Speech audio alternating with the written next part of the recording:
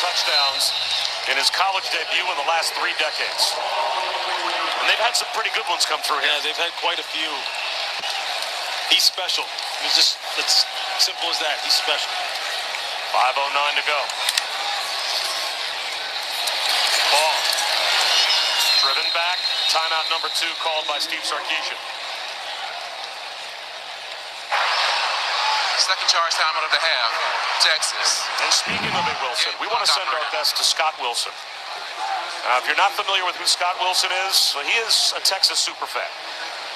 He is known for his incredible attendance. I mean, since the days of Earl Campbell, he had been to over 573 consecutive Texas games. And he was coming here through Jacksonville to come to the game and had a heart attack. So we understand that he is in the hospital. I guess from a Texas standpoint, you wish you had better news to give him than the Horns being down by a couple of touchdowns. But Scott Wilson, from all of us, especially for all your dedication to Texas and college football over the years, get well soon.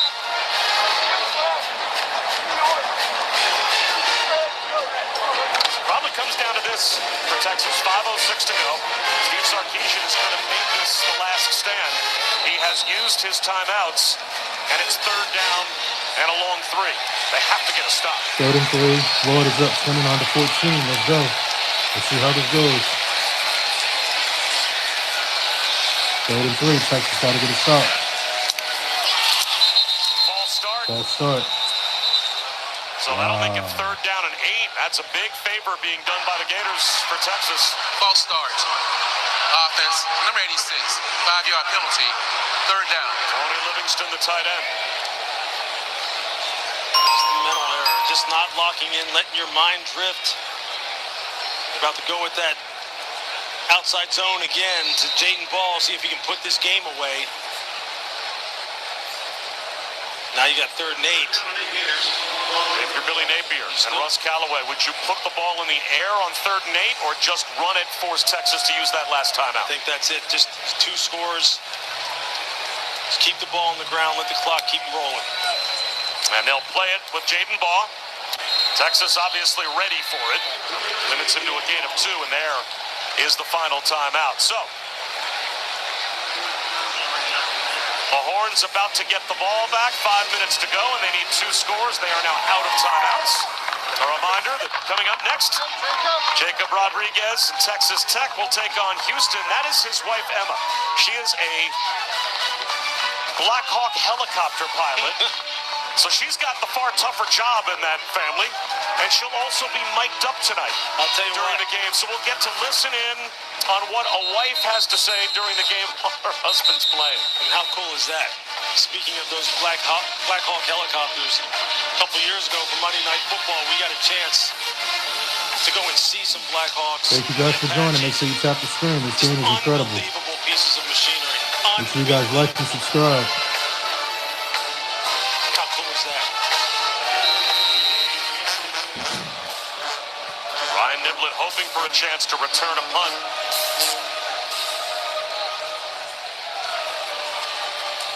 Texas, they're going to come after Doman. Oh, no.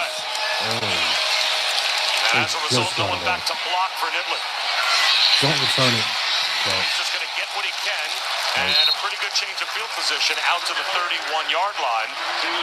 And Chris Budden, we've seen a lot of pre-snap penalties from Texas. You're wondering just how loud it is. The Swamp is one of the toughest places to play. And when Texas's offense is out there, my decibel reader is reading over 95 consistently, especially in this last quarter. To give you a sense of what does that mean, that's like having a power saw in your ear. Arch Manning has had the pass rush in his ear along with the power saw. He feels like he's dodging power saws for sure. Not only the 4 sacks, but how many times today has he just been affected in the pocket? Yeah, you know, I know it hasn't gone exactly the way Arch wants it to. All right, here we go. And he's turned 1st and 10. But you've seen some growth out of this young man today. Get rid of it. He has an escape lane. Instead, he's going to take Holy a shot into double coverage. Bobbled around and almost caught him. Oh, my God. Bryce Thornton That was there almost to maybe picked. pick it off. Devin Moore as well. I mean, he he's having to take chances because of the situation in the game. But just the fundamentals that he's playing with, the movement in the pocket. He's having to do some things that you typically obviously wouldn't want your quarterback to do. And Ryan Wingo almost comes down with just a spectacular catch.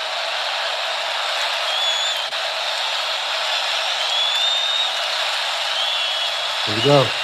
Get rid of it. Get rid of it. Floats one over the middle. Good throw. Good throw. A true freshman makes his first catch for 27 yards with 4.5 minutes to go. Again, Texas out of timeouts. So they only have the 2-minute timeout, and then when we go under 2 minutes, the clock stopping after first downs to help them.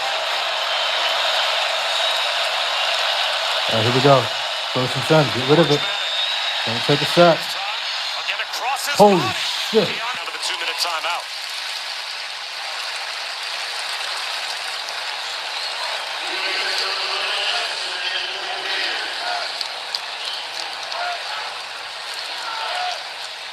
Arch Manning's going to need a miracle. His team has to get a stop to have any hope to at least even force a punt when we come back.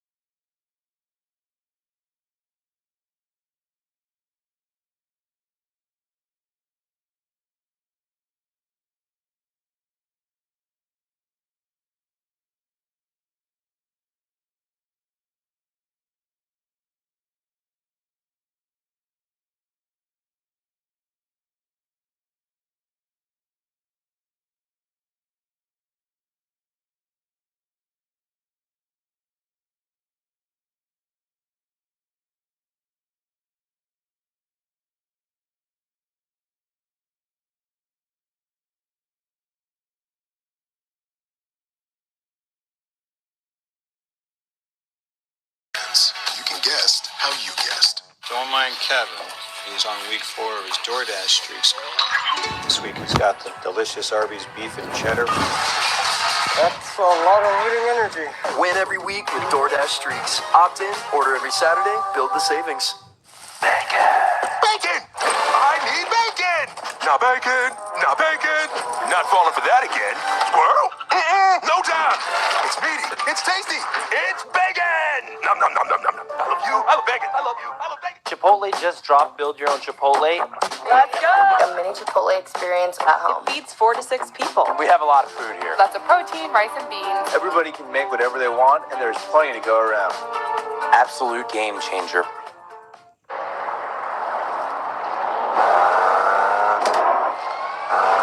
We put it through the worst, so you get its best. Nissan, #1 in new vehicle quality. SEC all day on ABC.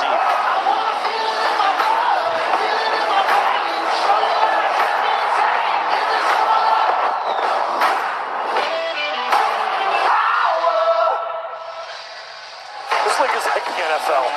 I mean, anybody can beat anybody. They sure can. It's just terrific football every single week in the SEC. And the Gators trying to end this game against Texas. That last touchdown made it a one-score game. But it's 2nd down and 5 with 2 minutes to go in the 4th quarter for Florida. They pick up a first down, the game is over. They won't get it here. Now the Longhorns are out of timeouts. And the 40-second play clock begins. If Texas can get a stop on 3rd down, roughly about 30 seconds to go or so in the game, they could get the ball back.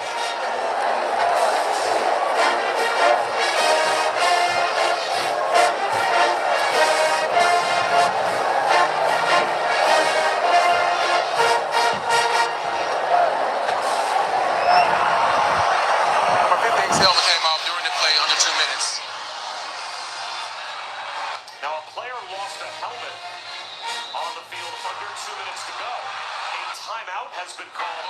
Timeout to avoid a 10-second runoff. 1:53 on the game clock, please. 1:53 on the game clock. Florida is using a timeout here to avoid the 10-second runoff, and that gives more time to Texas. That's a bad call. And it's 3rd down. I wonder what Billy Napier is thinking here. I don't understand any of that. Yeah, and I think it was Austin Barber, the left tackle.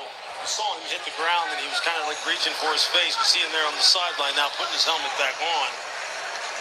But yeah, look, time is something that is not on Texas' side. You don't want to preserve it for them. Well, they just did. Yeah, I know. That's what I'm saying. That's why I said I don't know if this doesn't make a whole lot of sense. It'll be interesting to see what Billy Napier's thinking is here. Unless he feels like he's just so confident he's just going to pick up this 3rd down here and seal the game that way. He wants to talk it over maybe and come up with the right call and say, hey, look, we want to preserve our field position. We think we're just going to end this game right here. And I don't know. That's an interesting one. That's an interesting one. That'll be something I'm sure he'll be asked about. And a 10-second runoff at this point helps Florida. Absolutely. Doesn't hurt them. Absolutely. Florida bounce, and this costs time for Texas as well, as it goes out of much for watching. So long from... Okay, let me break this down for y'all, because for those of y'all who didn't see the game, beforehand, Florida outplayed Texas thoroughly in this game. This wasn't even close. The game was not as close as the score indicated. Florida was dominating Texas. Arch Manning had no time to throw. He was getting pressured all day. He threw a couple picks, and it was just he had no time to throw. Then in the second half, Florida, took their foot off the gas a little bit and let Texas back in the game. But at the same time, this game wasn't close. I promise you, if you go back and watch the highlights of this game, you're going to go, you know what? I'm surprised Texas even had a shot. And that's why they were saying that during the broadcast. Arch couldn't believe he had a minute left on the clock to get a score because there's no way they should have been in that game. And Florida, Billy Napier, once again, mismanaging clock and almost allowing a team to come back on them. And that would have been the end of it. I think he would have been fired if they lost that game, if somehow Texas found a way. But, yeah, that shit was crazy. What a great game. I will be doing Miami and Florida State once it comes on, so make sure you guys come back for that. Make sure you guys like and subscribe my videos, lives, my shorts. Make sure you guys hype up anything you see. Let's build the community. Let's build this content up. I appreciate you guys. And, yeah, this was a great game. That was a great game. As you can see there, final score 29-21. The game, like I said, it was not as close as it was as the score indicated, but here we are. Anyway, all right, guys. See you guys on the next stream in about 20 minutes or so. You guys take care.